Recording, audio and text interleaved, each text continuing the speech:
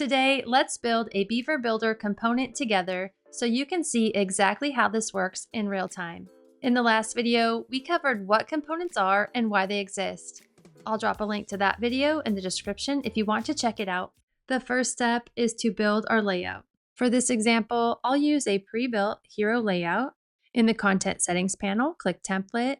In the drop-down, choose Pre-built Modules, and here we can drop in a hero section.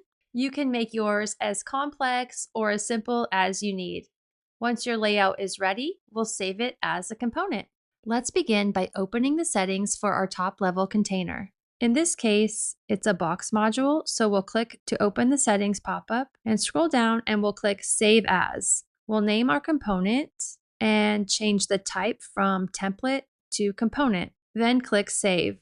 Your component now opens up in a new editing tab. This is where you decide what can be edited and what stays locked. For example, in my hero section, I want the heading text to be editable, so I'll click the wrench icon to open the settings, then click the plug icon next to the text field to enable component editing. When it turns blue, it's active. I also want the button text and button link to be editable, so I'll enable those as well by following the same process.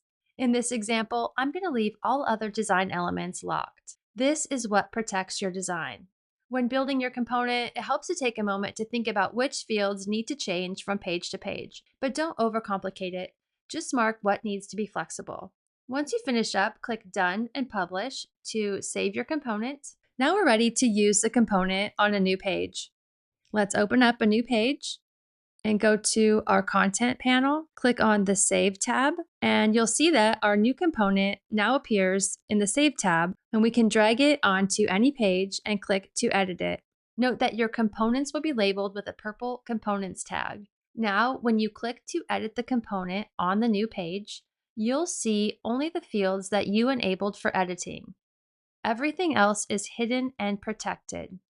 So I can go ahead and change my heading text, update the button label, and change the button link, all from one easy-to-use settings panel. The good news is I can't accidentally change the colors, break the spacing, or mess up the design.